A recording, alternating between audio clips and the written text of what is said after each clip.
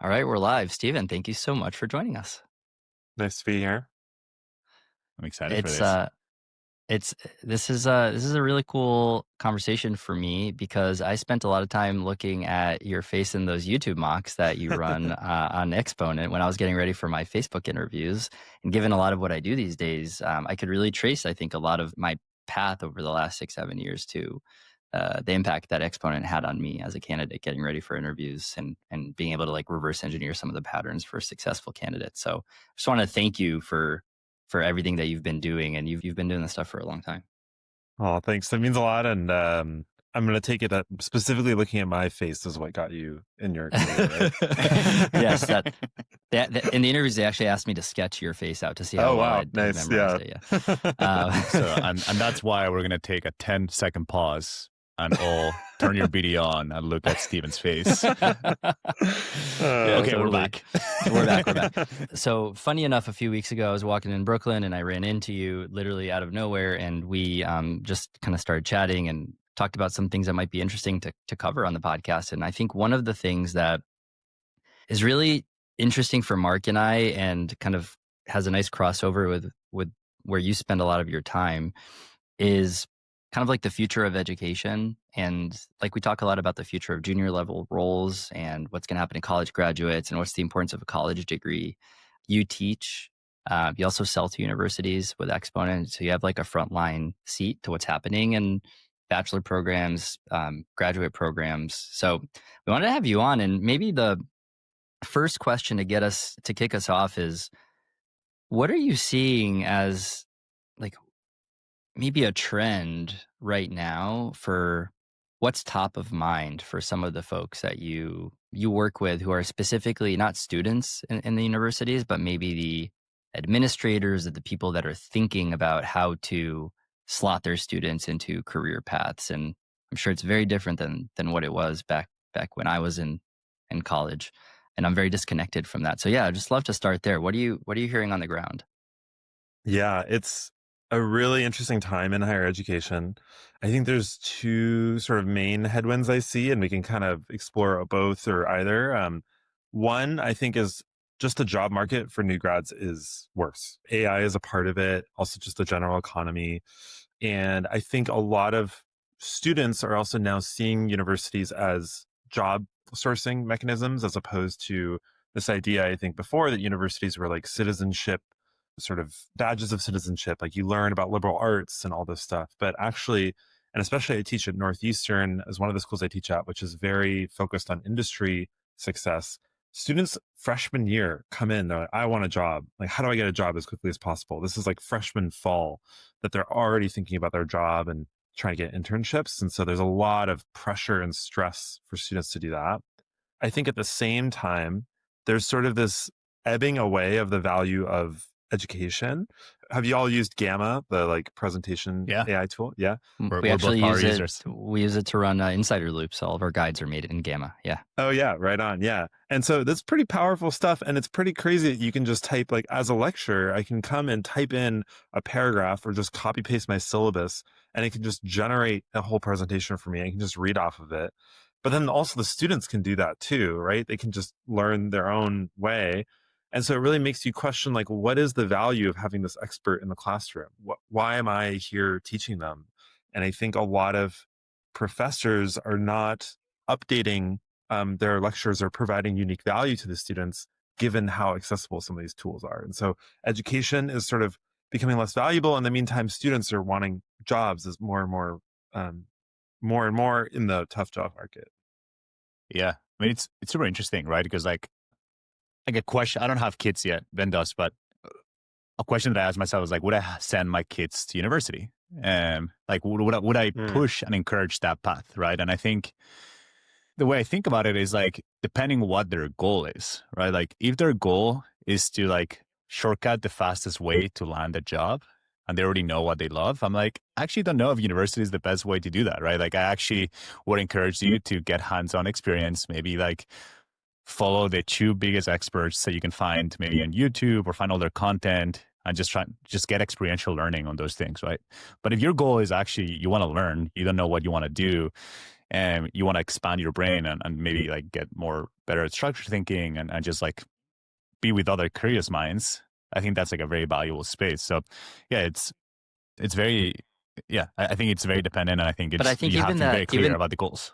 but even that second bucket, I don't know how true it is anymore that universities are the best place to go to kind of surround yourself with, like, like the intellectually stimulating t- town square, I guess, where people will pressure. Like, I was lucky to be part of a couple of groups in college that truly made me feel like I was leveling, like I was entering new waters that I had not been exposed to in like high school, and they made me better and they made me stronger. And they simultaneously showed me how little I understood, and also the value of knowing more about certain things. Like an entrepreneurship group, for example, like that was an incredibly valuable club. Like a bunch of people just thinking about entrepreneurship. Never had that in my life.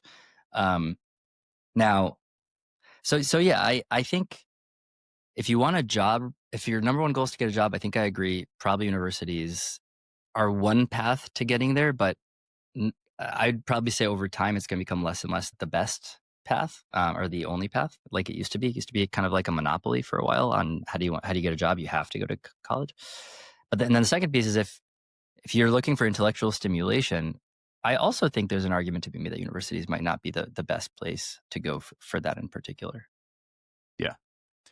And I think also, I think the other headwind is probably like the like just the rising costs and like, all these studies that were like, like there's so many people in debt, right? And they're like already kind of starting their career in a losing streak almost, right? Because they're like, their accounts are in red. And I think that is definitely dangerous. But I think what's super interesting, Stephen, is like, is that, when you hear, it's almost when you hear a university bringing like an alternative like education source, like I don't know, like Exponent, it almost feels like when the government is like collaborating with the private sectors, like you don't really see it that often. So I'm curious, like which are like which universities are most open to that idea, and what do they have in common? Like what are they, why all of a sudden they're like, hey, like there's some value on working with Exponent or with you on this content.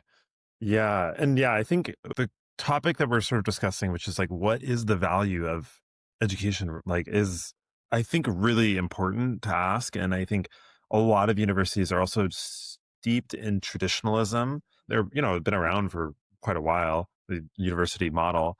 And so they're not updating quickly. And so I think what we found at Exponent is that as tech was starting to boom, and that sector was starting to grow, there's just no way the university was actually getting students ready to do the thing that we thought was the most important, which is actually landing the job, which it just is honestly kind of sad to me that like the whole institution of the university was not agile enough to be able to adapt to that. And so then therefore they ended up having to buy, Exponent, or they buy, a consultant in the consulting interview prep space. There's another one. And in the finance interview prep space, there's another one too. That's kind of an Exponent equivalent. And so basically what you have now is these career centers are buying these external tools to support the students. And then what we sometimes hear is that the most value they get out of their whole year of education is using Exponent. And because that actually gets them the job. And so what's highest ROI? Is it spending like hundreds of thousands of dollars on this education, or, and we make up such a small, they could just buy us independently. And yeah, it's, I feel worried a little bit that where universities are going, and if it just is going to kind of become this dated model, stamp on your resume, which is sort of what it's Mm. becoming right now. What's Yeah. like the role of the person at the university who's like best positioned to like basically bring Exponent to their students? Is this like career planning service, like offices? They used to have these like career advisors in my university, like those kind of people. Yeah. So the way it works at universities is that there's often a career services center, and then they get some budget to be able to spend on these resources to bring in workshops and speakers. What's very unfortunate, though, that it's funny, we didn't initially figure this out, and then later on have figured this out, that like they're not really held to any KPIs, or if they are, it's not really as fiercely held as you might think in like a tech organization. And so, when we try to sell to them, we go in first. A while ago, we would come in first and be like, hey, look, we're going to like increase your placement rates. We're going to do all these things. And then we realized over time that actually it seems like a lot of career centers just care about like customer satisfaction. And so they're compelled, if one student comes to them and is like, I really, really want Exponent, And so you have a system, the whole system is not set up in a way that's like oriented toward the KPIs that you would think the students care about, which is job placement and salary and things like that. Yeah, the program that I did at the University of Florida, so basically they have this like program called the Masters in Science of Finance, which was technically a graduate degree that was made available to undergraduates to parallel track during their bachelor's to basically get ahead of the masters. So I joined that as a sophomore, and the number one thing that they would report on for that program was the job placement rate for finance jobs, which was what made it so competitive, because basically people were looking at, like, out of 20 students like last year that graduated from this program, 95% placement rate. And then, here's all the Wall Street logos that they went into. And so you're like, cool, like that seems like a pipeline into jobs. And what's crazy to me is that hasn't spread to be more common with like other parts of the institution. That's a very special organization, I'd say, that's very focused on numbers. And maybe it's because it's a finance program, so like very analytical. But I mean, I think it's one of those things that like, show me the incentives, I'll show you the outcomes type of thing, right? Like if you look at how this, like, I feel like the maybe institutions that have been reviewing these universities and all these rankings, like the US News and Reports, are also super dated. So they're like looking at just data that is not really that relevant anymore. And then, but these universities are still kind of like looking, hey, like what is the formula that they're using? And if we're going to prioritize the things that have the heavier weight on them, and maybe like career hasn't been, but I'm sure if there's a new rating that come in that actually like looked into, hey, here are like our job placements in like these elite companies, and also like how well they're doing, or maybe like salary, like, because I know, for example, like MBAs are a good example of like programs that have adapted, and actually they're way more strict and disciplined around, that's actually like when people sign up for an MBA, they're thinking a little more about ROI. So they're like, hey, which one is the MBA program that has the highest like mean or for salary? So yeah, but I think universities for some reason haven't really changed that mindset. I'm actually curious for both of you, like when I'm sure you get asked this question of like, I want to become a PM, or like, I want to advance my career in a PM. Do you ever recommend an university experience to them, or not? I don't know. No. I don't know a single PM. Marc might be the only one I know who like went into PM straight out of college, but that was through, I think, like an internship that Marc converted into a full-time thing. And I don't even know how many companies do PM internships. Like that seems like it's increasingly rare. Maybe it should be more common. But I never give anyone advice to take a course to become a PM, and I never give anyone advice to get a degree to become a PM. The number one advice is to ship things to real customers, get feedback, show that you could iterate and focus on like results, and then also like decrease your execution risk associated with your ability to like do the job and understand what's happening. And now obviously the advice is evolving like in front of my eyes. Like what do you tell someone right now where like things are moving faster than I can formulate my frameworks for like the advice to give them on what to do. So that's, but Marc, I'm curious to get your take. Yeah, no, I totally agree. I think that probably I've never told someone, hey, like take this university course or take this thing. Like what I've recommended is actually get involved in maybe building a startup in college, or maybe get involved with like this project team where you can clearly have something you can show for, and actually like share how you've done like a product process for something in your life, and actually like really focus on something that's going to move the needle, that's going to have an outcome that you can tell a really good story. And even earlier for career Yeah, people, I'm like, it's kind of yeah, interesting. Like, Marc, you were mentioning like MBAs have adapted and gotten better at education, and still none of us recommend, like, I also don't recommend an educational experience if someone's like, hey, really want to become a PM. I wouldn't say get a master's in product management. And at the same time, there's so many of these MBA programs and masters in product management programs that are popping up at universities. And so it's just hard to square that away, I think, in the PM space alone. And you can imagine this is duplicated in the data science space and other spaces as well. Of like, okay, so we're also seeing the rise of these specialized master's programs. Um, and yeah, I don't really know anyone that It's too recommends early to them. know.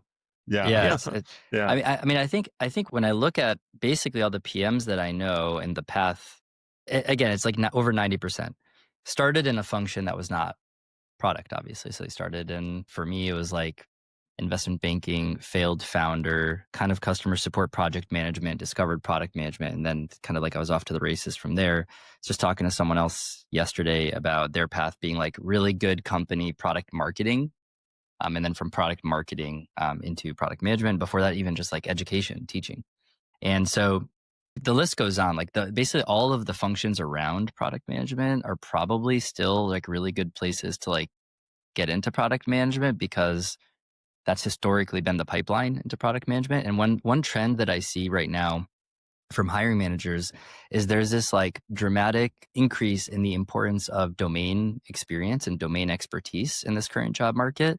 So if you think about what that means, is if someone can demonstrate product chops, product intuition, product sense in a customer success role or in a customer support role or in a marketing role or a sales role, and they can demonstrate like really strong customer intuition and an ability to collaborate with people internally to get stuff done, and they do that for like a year or 2 years, I think that makes for like a really good PM background for an internal transfer within that company. So you could make the case that maybe the fastest path for someone who's looking to get into PM right now is to take a 2-year stint or a 2-year tour of duty at a very fast growing company where they can develop some chops and kind of like some social capital internally in a fast growing environment. And then to take a stab at kind of making that internal switch. And the tools that are available to people in those roles now to actually do product work are like as good as they've ever been before. So they don't need engineering resources to do a lot of things where in the past they might have. So I think it's a great opportunity for someone who's hungry to go into those environments right now. Yeah, I mean, super interesting, right? Because I think I definitely know many PMs, and I hope they don't get upset when I say this, that they have been doing another role, and they want to get into product, and their first reaction is like, I'm going to get an MBA because that's going to give me 2 years, it's going to give me the prestige, and that's going to allow me to make the jump, right? When I think it would have been a much better education to do what you did, Ben, or even do like a PM bootcamp, right? Like, because for example, like, I know so many people that have done like those engineering boot camps, 3 months, been able to land a great job, and that was enough. And it was like really time efficient, very cost efficient. And now they're doing great things. But for some reason, I just think that PMs in general are very risk averse. And for some reason, that MBA just feels like the safer bet. And But does a PM boot camp feel like, does that track in your head as like something that you're a hiring manager and you see someone did like a PM boot camp? Does that stand out to you as like, oh wow, they must be like what's the signal? What's the value you get out of knowing that about them?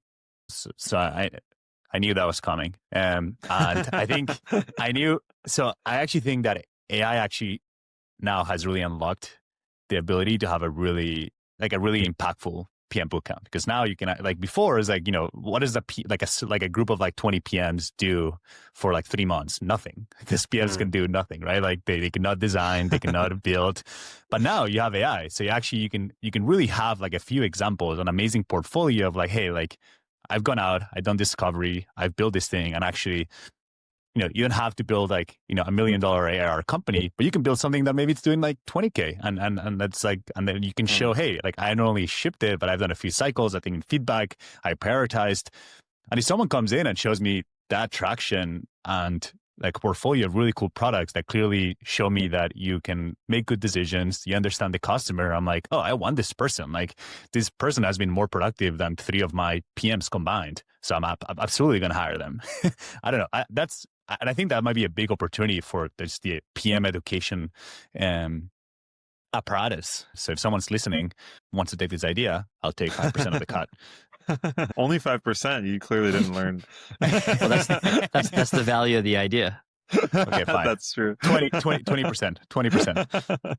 I think it's super interesting. I think we're kind of circling the drain on like whether it's in a boot camp or in a university. And I agree. There's certain signals that you get right now with like someone who went to a PM boot camp versus a university. And I think the signal of an MBA is like, I got an MBA and it still carries weight, even if it is kind of an eye roll moment for a lot of hiring managers too, but it still has some, you had influence. like a top MBA. I went to Stanford, yeah. And it was just funny. I went to Stanford and I was a PM before I went to Stanford MBA. And then I realized that a lot of people were there to get the job that I had previously had. And so it was like, why am I here? It's like definitely That not must for a have been a job. wild moment. Yeah. Did you realize that like in the first month? Like, was it like Yeah, early? super quickly I realized that was what was happening. Funnily enough, though, it actually helped me launch Exponent because then I was helping everyone with PM interviews. And then I was like, wait, this seems super valuable to people. And then I got the Career Center to buy us. That was the first client, the university client we got was Stanford because Oh wow. So okay. smart. So So smart. it Yeah. ended up being quite worth it actually to spend all that money to be there. But I think what we try to do with Exponent, like even in our workshops that we do, they're all experiential. And I think Marc, you mentioned you literally dropped the word experiential learning earlier. And I think with the fact that education is so accessible, you can use ChatGPT or whatever, whatever AI tool for everything. It's actually like, I personally feel like my job as a lecturer to become better is actually more of like a magician or a performer, where I come into the classroom and I get them to do some kind of activity that's as close as possible to the real world activity that Mm. would be at the company. And so they might get into a group and then one person's designated as like the PM and then the other two are engineers and then they have to go build something together. And I think you're right that now that the tools are becoming so much better, it's like you can get even closer and closer to what you do in a company now. You don't need 5 engineers to actually go build something now. Now you can just literally talk to Cursor and say, build me this tool and then see how it goes in the classroom and things like that. And so whether it's in the classroom, I don't know if universities can adapt that quickly or have the incentives to do that, or whether it's in boot camps. I definitely think like as close as we can get to simulating work environments is the better. Or yeah, maybe we just do kind of these like apprenticeship models where you just put someone into a company. So I really believe in the experiential learning power.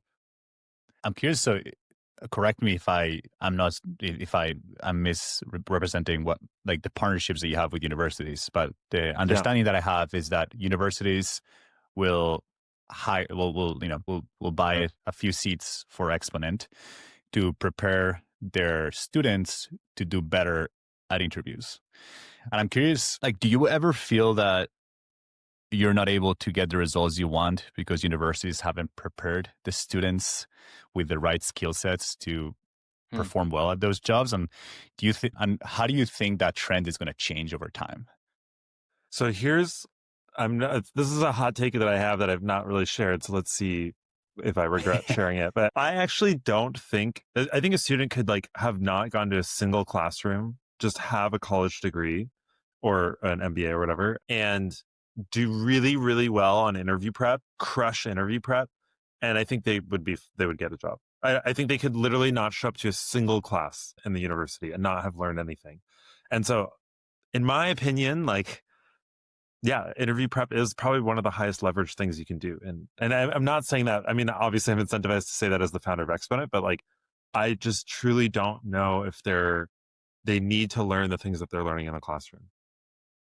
Yeah, Yeah. I mean, I hear this all the time from people that take my course, people that do one-on-one coaching with me, people that buy my Copilot is like, look, like there's a big compensation package at stake in one of these big companies. There is a specific game being played in these interviews. If you understand how to play that game and you put in the hours to actually get the reps getting ready for that game, you will perform better in that game.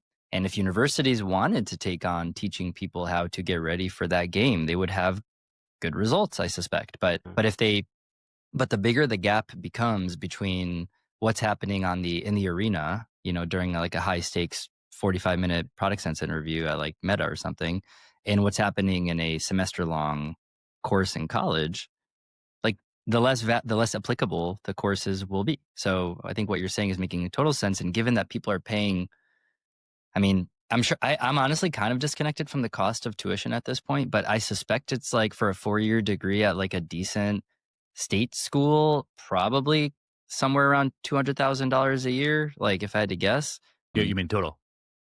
I'm sorry, $200,000 for 4 years. Yeah, yeah, Yeah. yeah, yeah. yeah. Is that still is that generally right? Is that like the ballpark of what you're seeing these days?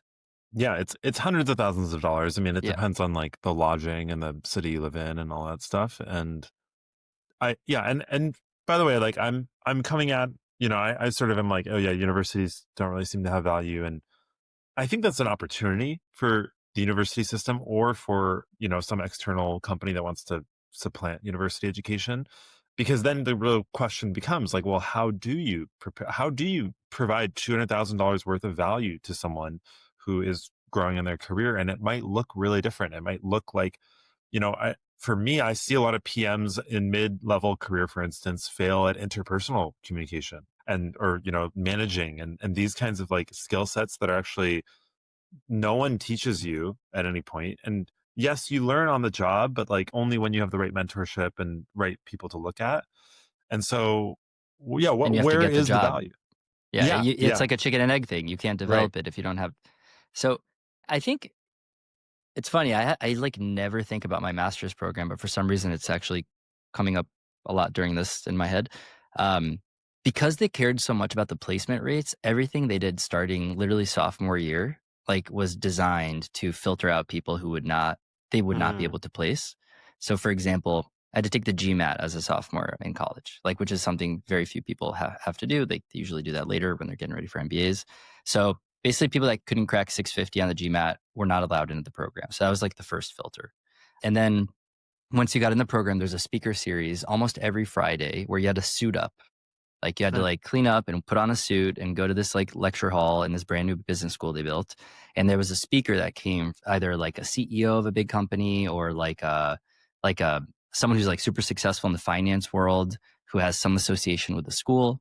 And they would come and they would talk about something and they do like a talk and then you'd ask questions and there was like a little mixer afterwards where you got a chance to like network or whatever.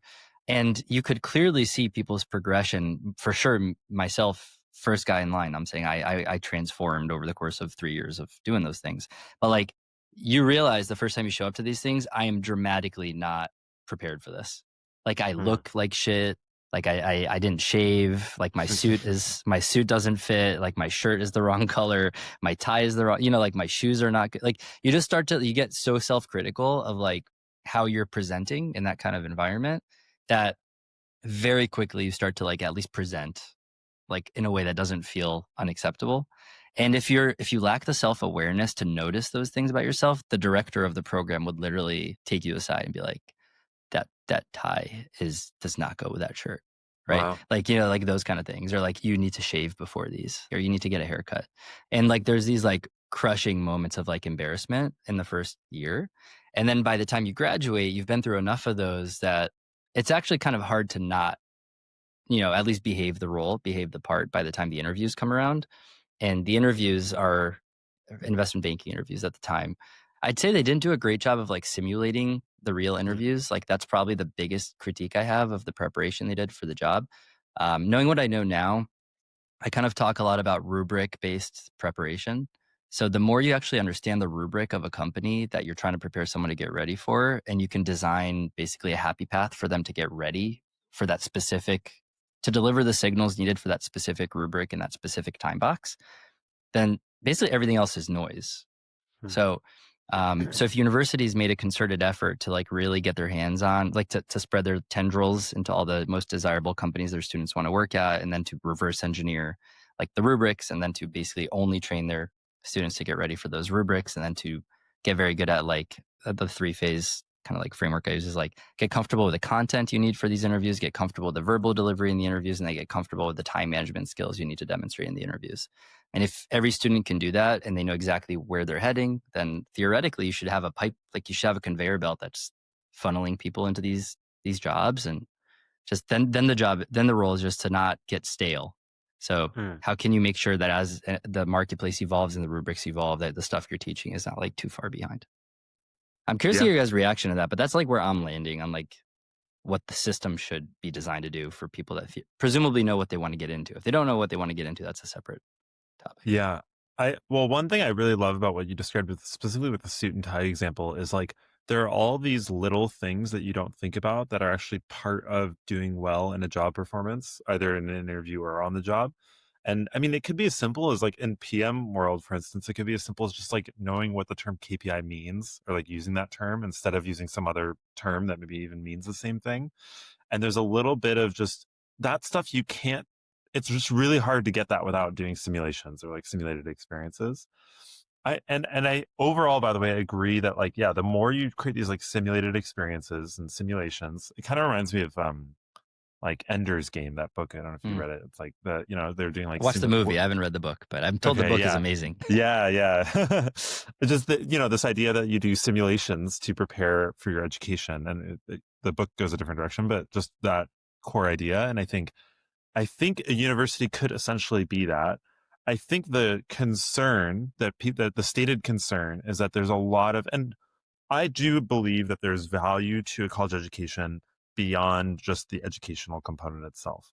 And so how do you navigate basically like having a more thoughtful like program that's very specific, that gets people jobs, like a job placement program that's essentially simulated? It sounds like that's what you went through, Ben, while Yep. also creating space, if desired, for some of these other benefits like liberal arts knowledge and things like that, or social kind of benefits of being in college. Or in some ways, I remember I always found this really weird, and I still find it weird. Like Princeton would send us, they'd give us like, I went to Princeton and we would go to Broadway shows. They would like have discounted tickets to Broadway shows. And I was always like, why are they doing that? Like, what budget allowed for this?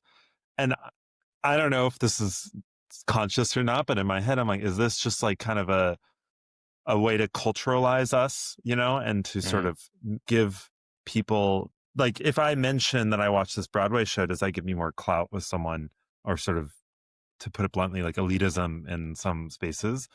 And is that in some ways like a value of education, is like being around people of a certain social class too? So I think as we talk about narrowing what the actual value is, we're all thinking like PMs, like what's the value, what's the KPI, how do we orient toward that? Are we okay with losing these other components of the college education or not? Yeah. It's super interesting. And Ben, to answer your question of like if this tracks, I actually think to make a program like the one you described very successful, I think like a really important piece is how well do you engage alumni?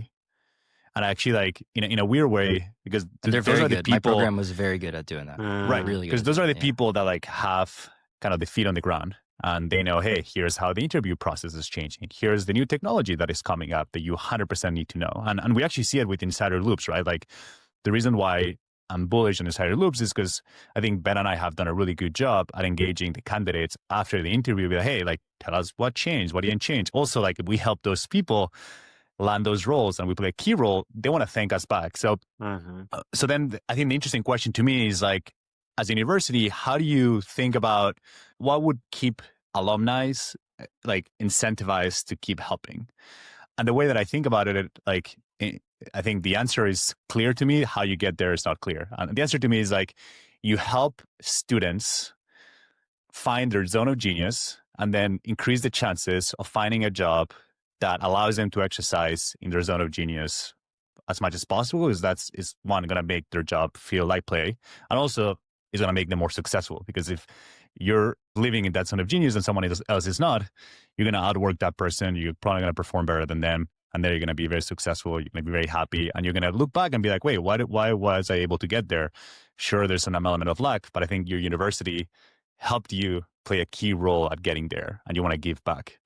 So I don't know. I think I got, like, if I think about my experience, I think I got lucky that I came into university like very lost, thinking that I knew what I wanted, realized that I hated it. And by a chance of luck, I was able to find something that I really enjoyed. But I'm not going to give credit to the university for it. But I do think it helped to be in an environment like that where I could try things. You were at Cornell, right?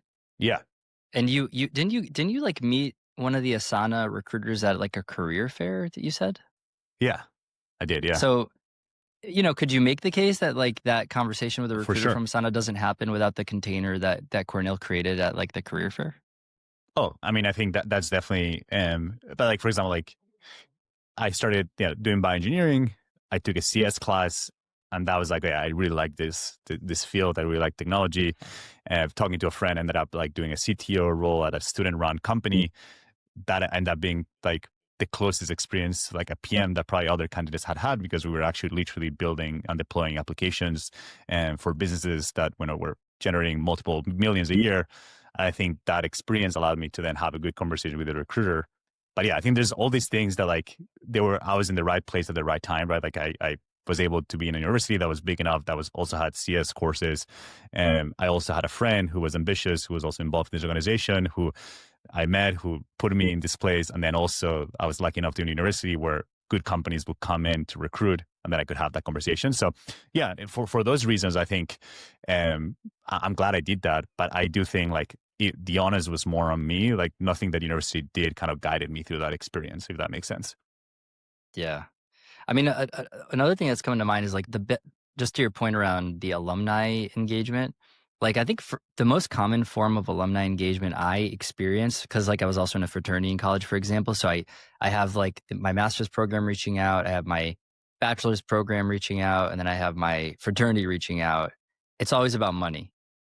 Oh, for sure. They always want donations, but like the amount of times that they try to tap me for like my knowledge, it just feels dramatically underutilized. Like that's way more valuable than my money. And I don't feel the need to give them my money because I'm not able to give them my knowledge. And if I'm not giving them my knowledge, my confidence that they're going to do the right things with the money is like not as high as it would be otherwise, versus someone who is asking for advice first and money second. It's like the classic, it's like so cliche, but it's true. So I think that's an underutilized dimension, is like tapping alumni for knowledge. And then the other thing I'm thinking about is like you mentioned the zone of genius thing, which is like something I certainly view as like still a goal for me. I want it's a moving like I want to continue to dial in on it even now in my mid coming up on late 30s. So I don't think it's something that like I could realistically imagine a program prepares students to do by the time they're like 21 or whatever. Maybe some people can get there early in life and that's amazing for them, but for me, it's been a drunken walk of exploration to figure out kind of like what I like doing and what I'm good at. And so when I compare our system in like many countries where like starting at the age of 18, you go to university and then you come out at the age of 22, and like compare that to like, for example, I also grew up in Israel where like my sister didn't do her program, her college until she started when she was, I think, 22, because they had like military program and then they'd always do something after the military. And then they know a little bit about themselves. They decide what they're going to study, and they do like a 2-3 year program that's like their college degree. And then they come out in their mid 20s, with a college degree. But they've experienced something that isn't school and that isn't a college degree in the middle that helped them figure out like what they want to do. And I think that's something I wonder if we're going to find some wisdom in creating some kind of an ability to contribute in some way. Because if you guys are like me, I'm curious if this tracks, but like I find out so much about my superpowers through contribution. Like it's like the way I contribute to other people helps me understand myself better. But if I'm focused on like getting a job or something, like, or getting like a specific result that is not tied to a sense of contribution, like for some reason it feels like it doesn't tell me as much about myself. And if the goal is self-discovery, it's like, how do we get people to get a sense of contribution as fast, like a contribution accelerator almost, or something like that. Curious what you guys think about that. Stephen, you look like you got something to say. Oh yeah, no, I really like that. I mean, it kind of relates to Marc, what you were saying, like part of the value of your education was being able to hop around to different classes and things like that. And I think as we sort of just pull it to pieces, like all the different components of what an education is providing, what college is providing, I think that self-discovery piece is something that is hard to do when you're a job factory, basically. And so where does that come from? Does that come from classes and classwork? It's not a bad solution, but again, it's not as like real world. And so how do you really know what's on the job versus theoretical?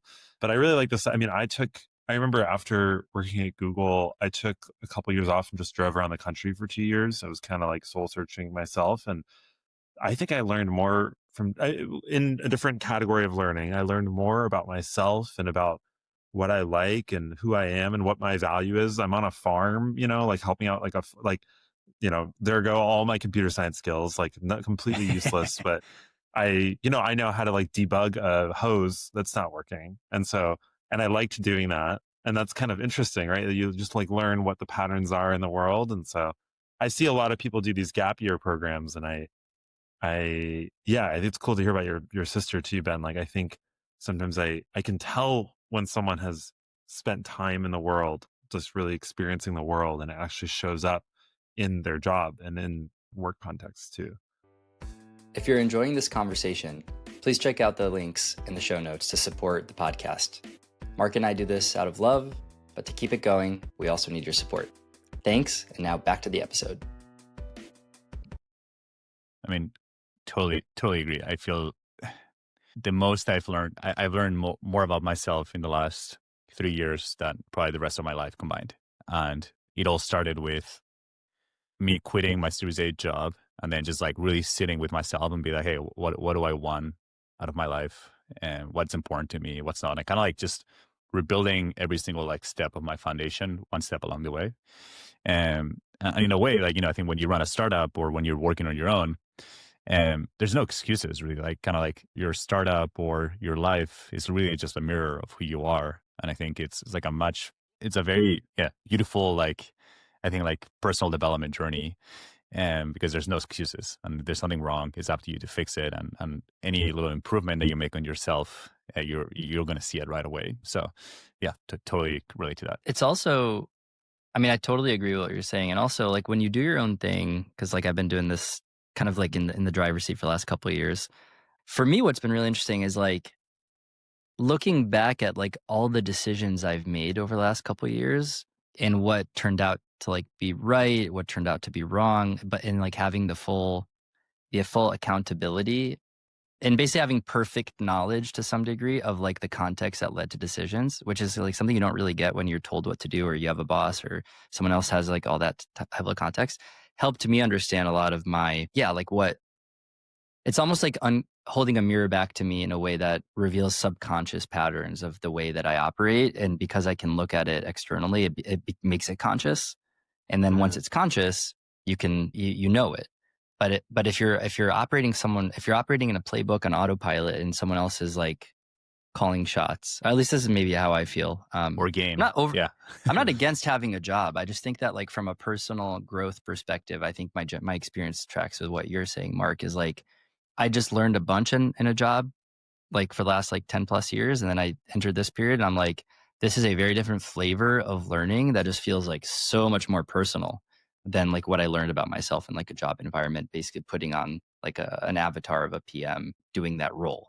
Cause that's what they want from you. They don't want Marc or Stephen or Ben. They want the PM. Like they want you to be the really good PM for that team at that moment.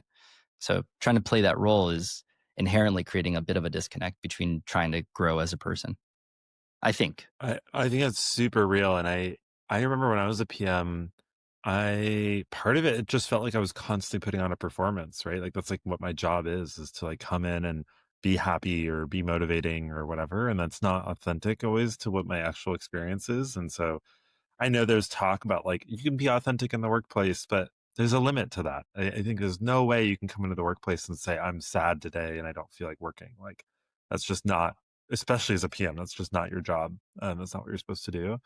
And so, yeah, like where are the containers or the spaces where you can actually do that? And I don't know if it's in the corporate world because you're always expected to have an output. And I think it's just really interesting that we like started off saying, education needs to be more about jobs and all this kind of stuff.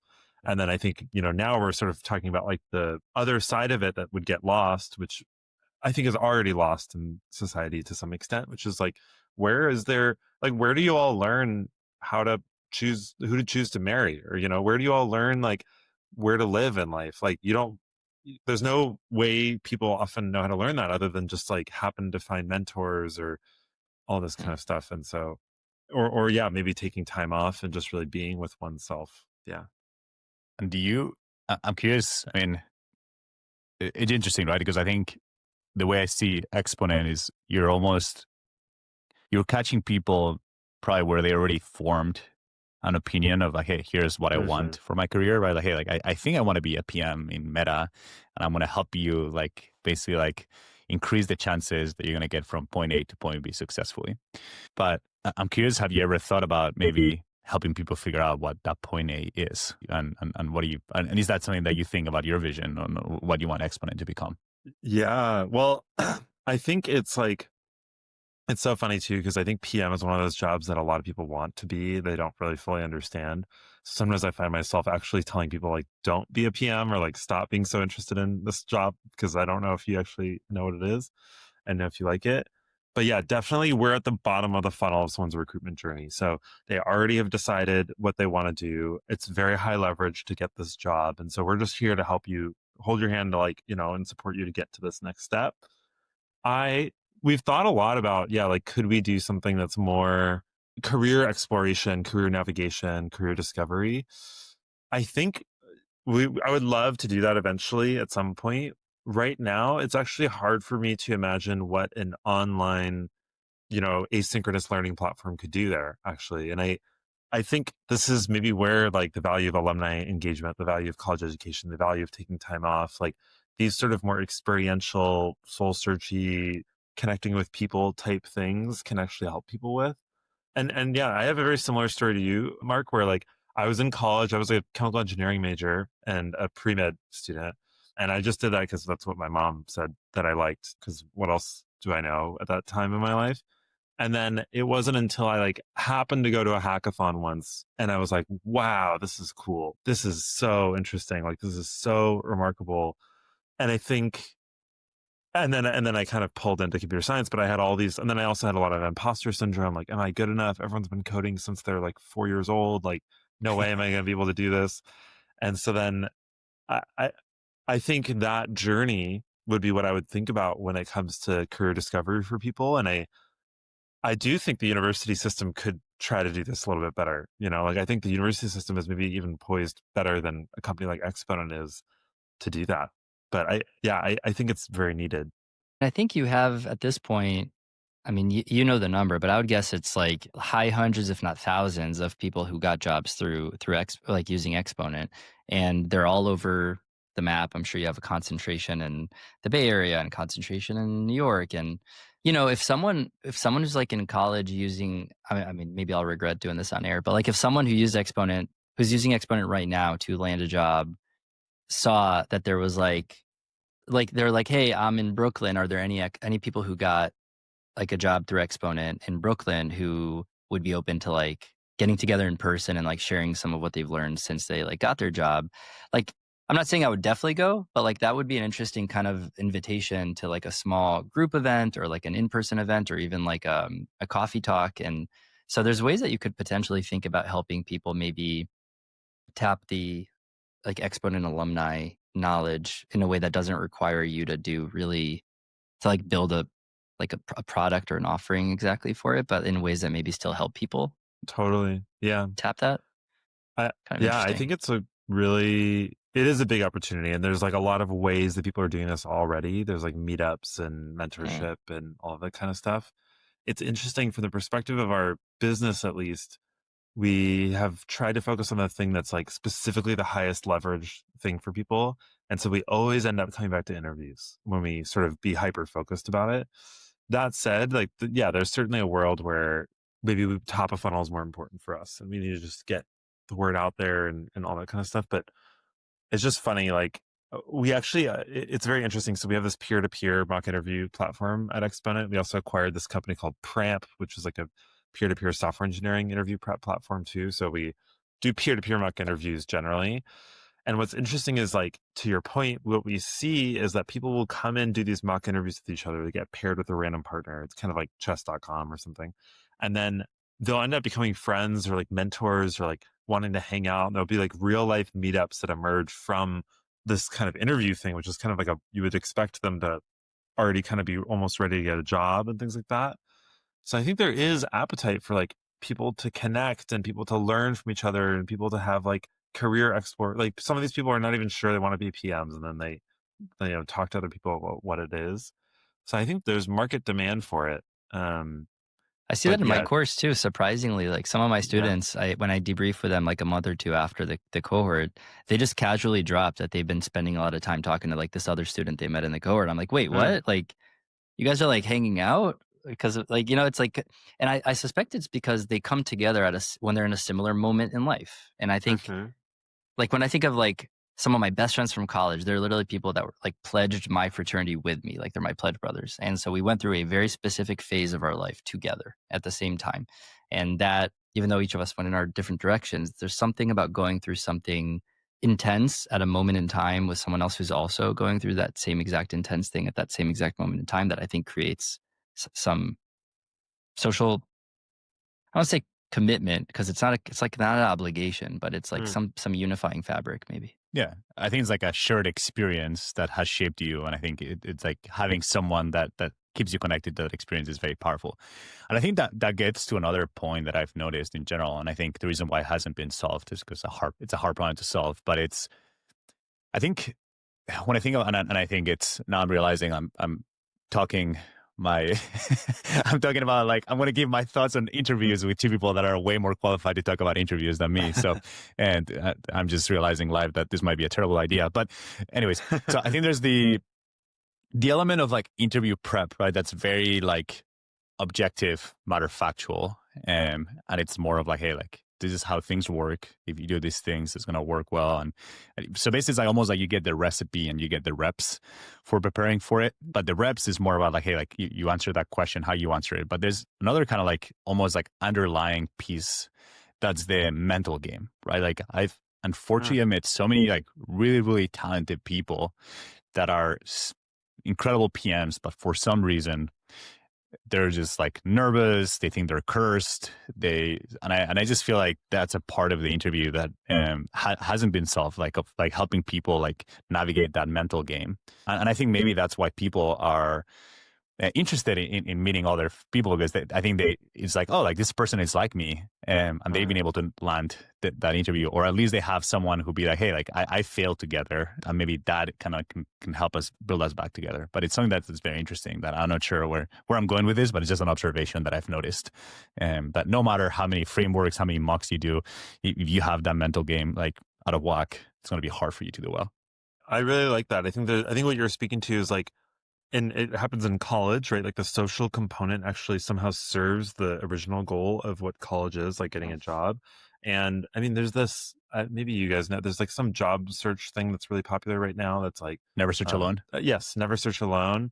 And it's like the whole thing is like, hey, like it's about the social aspect is really important for actually accomplishing your goals. And I mean, I meditate, and like, I don't meditate on my own. I meditate in groups, right? And if I don't have the group, then all of a sudden I stop meditating. So like, there's something about the social aspect that is actually really important for growth and getting the goals that you want. And so I think you are speaking to something important. And I do think that it's one aspect of it is reduction in anxiety. I think another aspect is that kind of like, what is this term, or like, what, this kind of just lay of the land. Your tie looks bad, Ben. Like, you shouldn't have that. Like, you're not going to get that from doing it on your own. You're going to get that from social aspects too. Yeah. So it's interesting. I try to help people with the psychological aspect of getting ready in a couple ways. I think the first one is I kind of tell people, and I don't think this will hurt me because I've been told this actually helps, but I basically tell people you don't need an A+ on this interview. You need to pass the interview. Okay. And so if your mindset going into interview prep is I need, let's say every dimension of an interview has like a score of 1 to 5. I need to get a 5 out of 5 in every dimension of this interview. And I need to do that within 35 minutes and make 0 mistakes. That will yield a higher level of anxiety about readiness.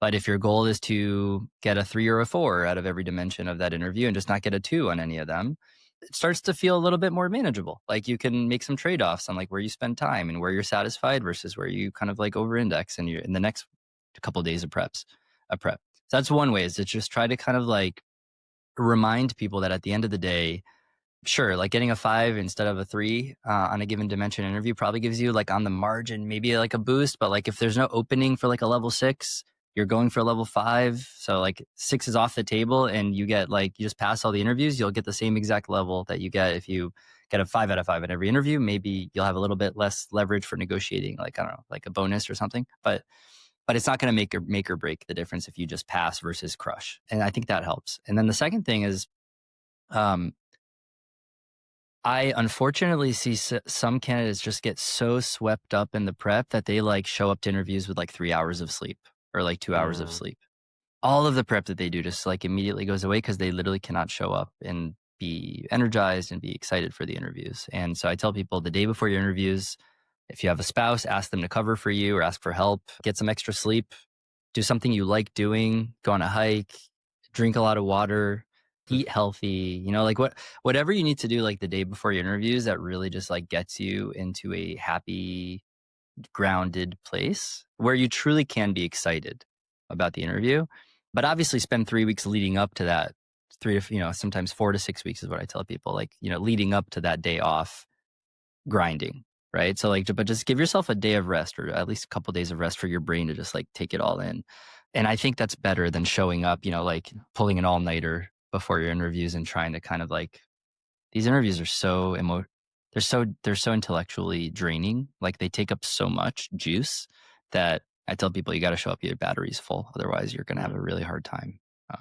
So I don't know if that makes sense to you guys, but I think it's similar to how y'all run this podcast. It's like, this is meant to be a conversation. Like, it's sort of, you want people to feel at ease when they're talking to you too. It helps people shine the best. It helps people converse the best. And I totally agree with you, Ben. It's like, I think I tell people it is a conversation because it actually is a conversation usually, like especially in PM interviews.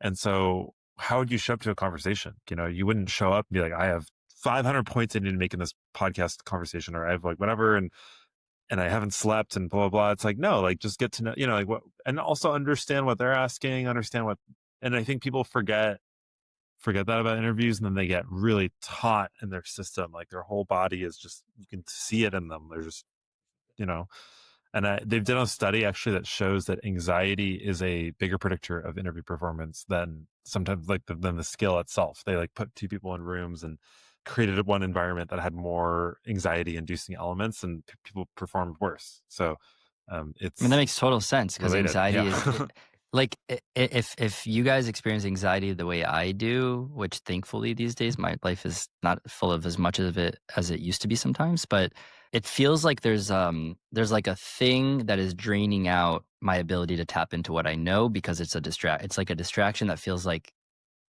it just overrides all the emotional circuits that put like rational thinking to the side, and it causes more like fight or flight kind of thinking to happen, which is, it's really hard to work through a case if you're feeling a fight or flight response. Like that's very, very hard to do. Like a lot I of think that's people why get triggered by when interviewers like will ask a clarifying question, like someone who's on edge anxiety wise. It's just a clarifying question, right? It's like a little nudge, but they'll take that as, fuck, I'm bombing this interview right now. I have to hunker down, or I have to totally go with what they're saying. They don't think clearly. Whereas it's like, hey, like they're just clarifying. Like they just want to better understand what you just said. That's it. I mean, that's why I'm not surprised. I mean, I'm not, by the way, please don't do this, but I knew a lot of people, and not a lot of people, but a few people in Supra that have gone to very demanding loops with very little prep and just like, hey, I'm going to interview to see what happens.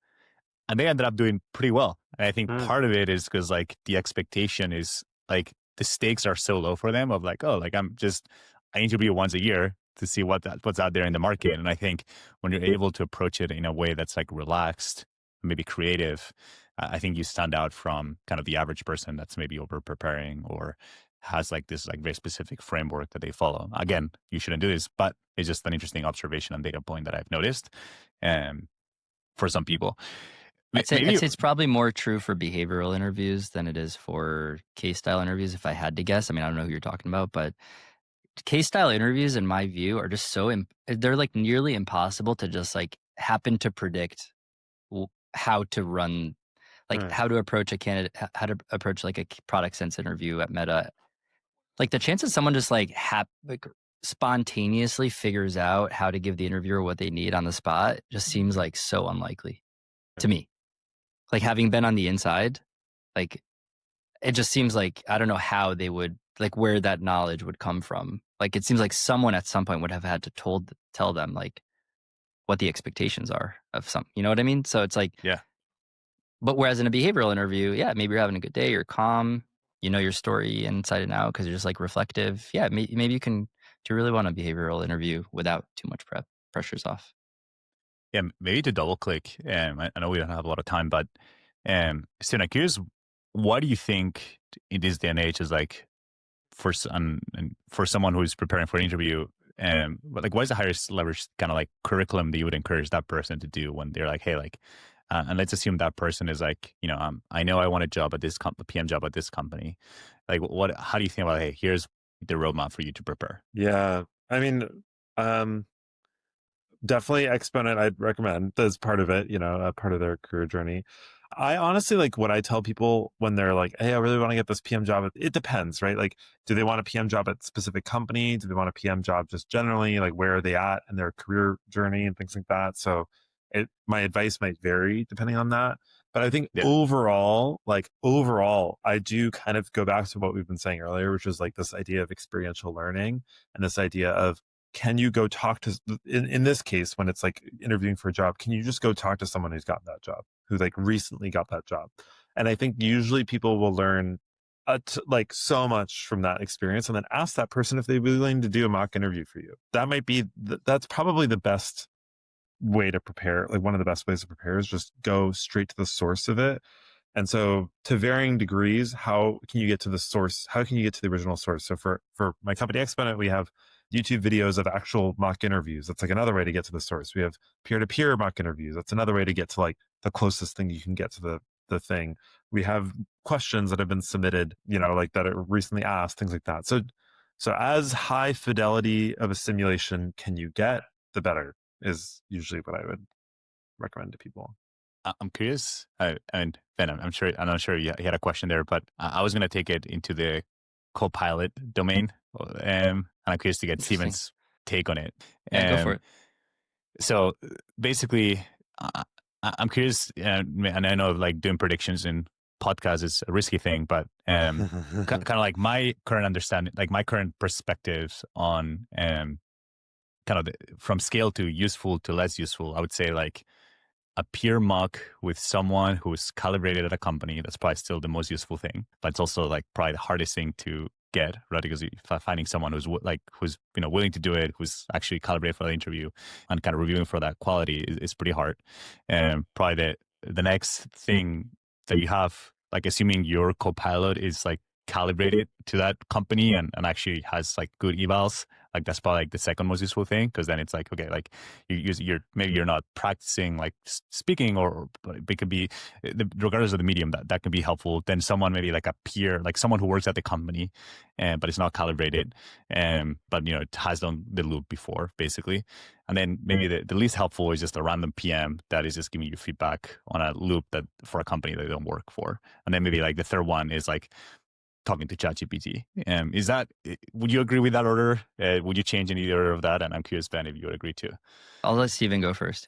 Yeah, I think it is interesting. Like there's two components here. Like one is the simulation itself. And I think like the higher fidelity simulation you can get, the better the simulation is generally. So like, if I can literally do a mock interview for, let's say I'm interviewing at Meta, I can do a PM Meta interview and then somehow like use one of those time machines and go back in time and then just do it over again. That will be the best performance I could possibly do, basically. So that's the highest fidelity version. I think if I and that take doesn't it down, exist yet, right? Actually, we're launching that next year. Actually, yeah. So 2026. It's on the roadmap. Yeah, interview time machines. Yeah. Yeah. So that would be the ideal scenario. And so you can kind of step backwards from that in terms of simulation, directly simulation. I think that there are other, if you had to ask me what's the most important thing, I would say simulation. Usually what happens after someone does a simulation is that they realize they have all these pain points. They realize they have like these issues they need to work on, things like that. And then that would then pull them into some kind of didactic experience or some kind of like learning experience that would be oriented toward improving the gaps in that simulation. So again, I still think simulations are probably the best because they help you get ready and things like that. But I do think once you do a simulation, you then maybe know what you need to improve and work on. And then you start to go to the dojo, you like improve and develop those skills and things like that too. Yeah. So I'm curious, Ben. Yeah. So maybe just to to make it clear, just to make sure that I understand what you're saying. So, you're saying basically like the most effective way to do it is probably get exposed to simulation, identify all the gaps, then take a break from simulations, do the work, and then go back at simulation and like recursively repeat until you've kind of tackled the main things. Is that exactly? And yeah, I think that's where like other tools come in. Like Ben, I think you'll mention like how can you empathize with the interviewer? How can you learn to study what people do well and like understand like those things. That's where like the kind of dojo part comes in my opinion, where you go and you go practice and you get better and learn and those kinds of things. And then simulations are like, in my head, at the end of the day, that's like the cream of the crop of like, this is exactly what you're going to get. And so you should know know exactly what you're going to get, but then also be like, when you do it, you'll get a sense of how you can improve and things like that. I have, I mean, I generally agree. Well, I would just maybe make a couple additions. First thing is, so I really do believe that the 3-phase approach, like the get comfortable with the content, get comfortable with delivery, and then get comfortable with time management, is something that, again, I don't have to actually think about a framework that applies to like a lot more than just product sense and analytical thinking interviews. Like, so I'll contain this entire blurb to those.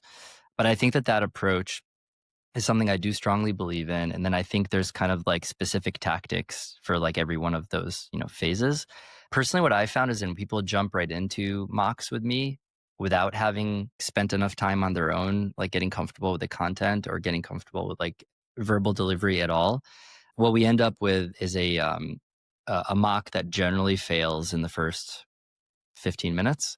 And then instead of trying to like let them continue bombing and not being able to salvage the mock, it transitions into a coaching session, because I basically let people go as far as they can before they like completely fail the interview. Like basically, if someone's like on the fence, I'll let them keep going. But if someone does something that's like unrecoverable, like I will stop it and be like, this is gonna be a complete waste of your time to keep going. Like I want to help you understand what just happened here. So what I find is that the rate of completion of mocks to me definitely goes up with people doing more upfront, getting more upfront preparation on the content and the structure and the framework, because they'll just like do very obvious mistakes will not happen, because like they'll have at least at the minimum a structure that like we know how we're gonna like spend the time, and they'll have had some basic practice, like at least like they won't be tripping up over their words, like over the conversation. They'll have some basic practice with the words. And then the second value of doing it this way is like, I generally tell people like, you're going to stumble upon a bunch of frameworks for like how to approach these interviews. The goal is to come up with a framework that works for you. So you could like pick and choose like pieces that you like from different frameworks.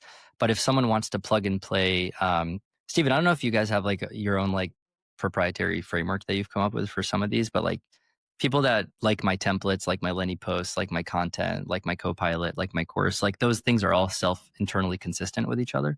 So if they just like want to buy into my framework, then they can do the preparation with like the content, and then they can get the practice. So by the time they show up to a mock, if I have feedback for them, they could slot that feedback directly into like a part of the framework that they already want to use.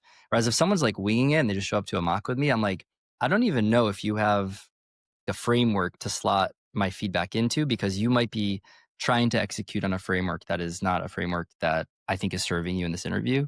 So you're going to leave like, what the hell did Ben just tell me? I don't even know how to incorporate this to like my plan.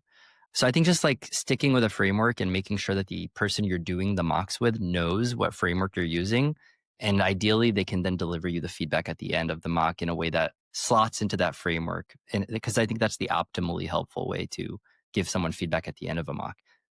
Just to be clear, just doing a mock with someone, I don't think is that helpful. You need the mock and get some feedback. And funny enough, when it comes to peer-to-peer mocks, what I've heard from some of my students is the biggest value of peer-to-peer mocks, at least within the cohort, is sitting in the shoes of the interviewer, not sitting in the shoes of the candidate.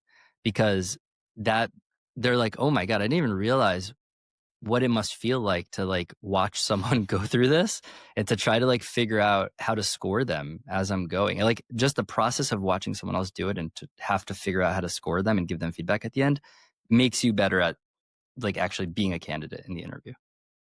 Yeah. I mean, maybe to like recap kind of like differences or like kind of like what you both said, it sounds like, Ben, what you're saying is first, like almost like commit to like an operating system or like a framework, if you will. And, in your case, like you have the Ben OS, right, where it has like all these frameworks, etc. And then the idea is like, okay, even before you do any simulation, make sure you internalize the key elements, right? Like maybe like the different parts of it, and try to study as much as possible before like the first, quote unquote simulation. then do the simulation, then go back to the materials that hopefully you get a feedback that's consistent with what the OS is saying, and then kind of rinse and repeat, right? Yeah, like And I think basically, if someone bombed segmentation, like be really specific. Let's say that was the weakest part of their whole product sense interview, then now they know they got to go work on segmentation, and then when they come back, they can figure out like it's like as long as I do just as well in the other dimensions, but my segmentation is like 1 or 2 points higher, I should be interview ready. yeah. Right. And that's like kind of isolated in like little Lego block that you can, that's like part of like the of the process. Yeah.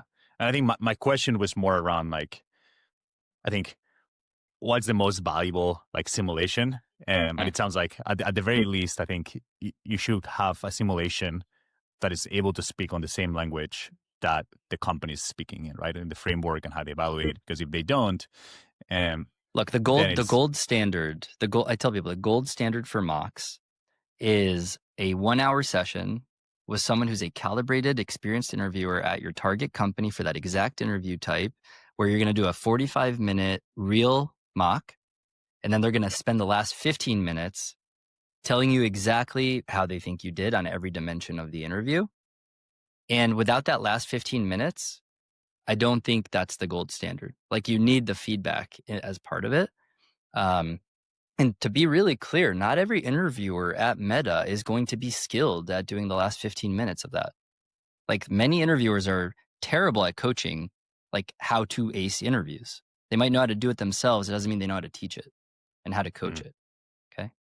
I don't know if you would agree with me on that, Stephen, but like that's been my experience. Yeah, I think it's like at the end of the day, I actually, yeah, I really agree with you that without the feedback, without the like last 15 minutes of the performance and how you've been scored on your performance, it's kind of useless in some ways, because then it's like, okay, I did that, but I don't even know if I did well or not necessarily. I wouldn't say it's completely useless, because you do get to know what happens in the interviews. There's still some value there. I think the unfortunate reality is that a lot of people have really weird ways of reviewing. Like, interviewers at companies don't pay attention to you. They are really rushed. Sometimes they'll fill out forms really quickly and things like that. And I think that is part of the interview too. And so I do recommend candidates think about like, okay, yes, you're doing it with a coach and this is like a great simulated coaching session, but also part of the goal of interviews, you have to like keep their attention. You have to like keep them engaged and things like that. And a person who's a coach is not necessarily always going to be simulating that with you, for instance.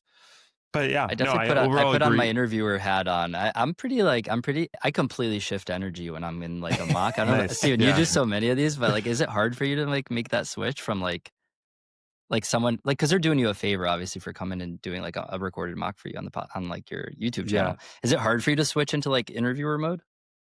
It's interesting. Like, if someone comes on our YouTube show and like we're doing a mock interview with them, my goal is also to help them perform well, because we want to show a really awesome example to people. So Right. it's like I have a sort of interviewer prime mode that's like a little bit different than the real one. But if I'm doing a mock interview coaching session with someone, I get really different. Yeah. Yeah. I feel the same way. I have to almost like before the call be like, hey, by the way, I'm just gonna totally change gears here. So just don't mind if I'm mean to you or something, like Yeah. yeah, Tell because them yeah, you alter ego. you want to simulate it as much as possible. But yeah, no, I agree with a lot of what you're saying, Ben. Like, I think there's this, to me personally, and this is maybe just my style, I like jumping in first and then going back to the learning experience. So like it really could depend on what people do. And we, I know at Exponent we have like people go to courses. We actually look at user behavior. We have like a cohort of users that go to the courses first. And we have a cohort of users that just go straight to the mock interviews first, and then they go back to the Mm. courses. And so it kind of depends on like what type of, do you want to learn first and then go into it? Or do you learn better by just jumping into the water, drowning, having a lifeguard save you, and then you go back and learn how to swim because you're motivated to learn?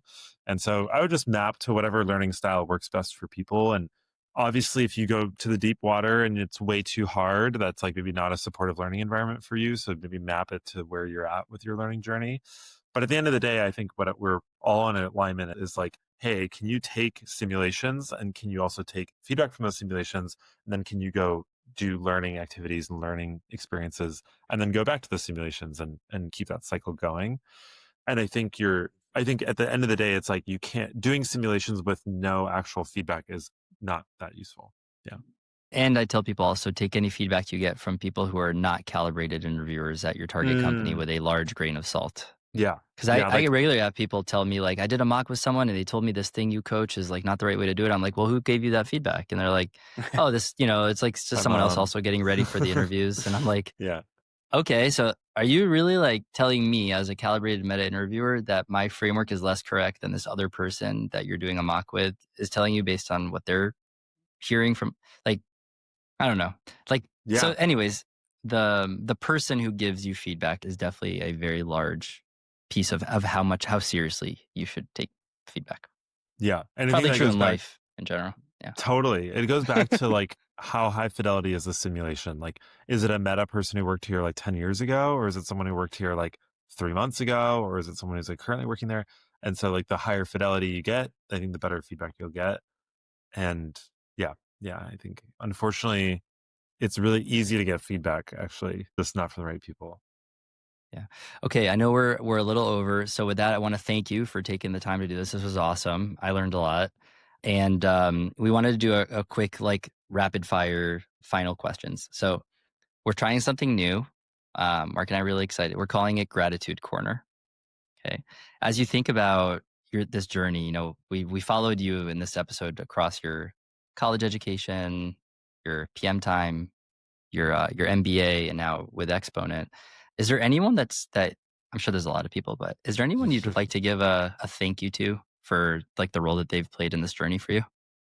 Yeah, I mean, there are a lot of people. I would say honestly, like when I think about my like whole career journey and all the different kind of steps that I took and things like that, they're really it's funny, like my co-founder is the person who comes to mind, to be honest, because so he was my college classmate. He was my roommate in San Francisco when I was working at Google. He was, someone I just did side projects with for a while, and then he also became the person I do Exponent with, and then I officiated his wedding last year. So um, it's just really special to be able to have so much surface area with one person over the course of your life and to be adaptable because people change over the course of what like 10, 15 years and to be able to keep that up and then keep inspiring people and keep kind of learning how to adapt and grow, I think has really taught me a lot about, honestly, a lot about like partnership and a lot about like growth and feedback and learning. And so, yeah, I would say it's really special and I'm very grateful to have someone who's seen me through all many stages of my life that way. Yeah. And let's That's just get. beautiful, man. Did I miss your co-founder's name? Oh, sorry. His name is Jacob. Yeah. And Jacob. you Okay. met him also I in met him in Brooklyn. Brooklyn Yeah. when we ran into each Yeah. other. You guys were Yeah. walking. He's like, Yeah. "Who the hell is this guy that recognized Steven? Why doesn't he know who I am?" No, I'm just kidding. No, that's really beautiful. Thank you for sharing that with us. Yeah. And yeah, Mark, learning for I'm just me. realizing. Yeah, Yeah, I think we had the same thought. It was like, shit. Now, like the 2 questions that we have left, they like feel so totally stupid. out of feel Oh, totally out of no. place. Like we should have just finished. We should have just finished I there. know. No, But anyways, that's a good learning. that's going to be a learning for the next episode. Yeah, we'll You can incorporate always that cut because it, put it at the end. no, but I think we'll keep this. This is good. And then the other 2 questions we had, which is in the spirit of celebrating you and your co-founder, if people want to learn more about what you are thinking about these days, what Exponent is thinking about these days, where can they go and learn more? And then if the audience wants to be helpful to you at all, is there anything that you're looking for right now, or any way that they could be of service? So yeah, so definitely check out Exponent. It's interview prep company across many different roles, not just product management. And it's at tryexponent.com. And then if you want to follow me, I have a website that I have planning on updating blog posts to. It's just stephencognetta.com, Stephen Cognetta.com, which is my full name. And then I'm also starting a small kind of project helping people get into the classroom because I care a lot about like lecturing and helping update the university model. I still have faith that we can do things there. And so I have a website. If anyone's interested in being a guest lecturer for classes, it's just at openlecture.com and you can go sign up and get placed into a guest lecturer. So I have a couple of universities that I'm working with helping place people, again, to bring in the industry relevant simulations, experiential learning experiences into universities. So yeah, if any of that piques your interest, would love to connect. I'm definitely going to check it out. I'm Cool. checking. I just pulled that up. That's really Nice. cool. I Yeah. didn't know about open lecture. That's awesome. It's totally new. And we haven't done any marketing for it, but already like 30 or so people have been submitting and interested. So I've been trying to support. And for me, it's like, I would really love to see universities update their model, and I'd love to see them bring in more guest lecturers and real people. Amazing. We'll share it in the show notes because I think a lot of our listeners probably will be inspired by it. Yeah. Man, this has been awesome. Well, Stephen, yeah, thank you. Thank you for Yeah, everything you thanks for do. having Sorry, go me. ahead, Marc. Yeah. No, I was Marc, going to say you're going to that. say something. Yeah, that I think I came in here thinking that we're going to talk about universities and whether they're broken, and I think we ended up having a very interesting, almost introspective conversation about our separate lives, but in a way that has a lot of like parallels and ways in which are similar. And yeah, I'm feeling a little bit more optimistic about the future. And I think, as always, things are not black and white. There's a lot more nuance into the good things about university, the bad things. So I'm grateful that I was able to use this conversation to update the software and kind of like think about all the positive things that I had in my journey that I probably wouldn't trade for anything. So thank you for creating that space to do that. For sure. No, thanks for having me. And it's really cool to talk about careers and growth. And I think education really just touches on something that's actually very fundamentally human, which is like, how do we learn and how do we become who we are? And yeah, it puts me in a mood of reflecting back on what paths did I take? Was it a drunken walk like you did, Ben, or was it like a directed path and all that kind of stuff? So anyway, yeah, great to spend time on the podcast together. Cool. Amazing. That's It is a wrap.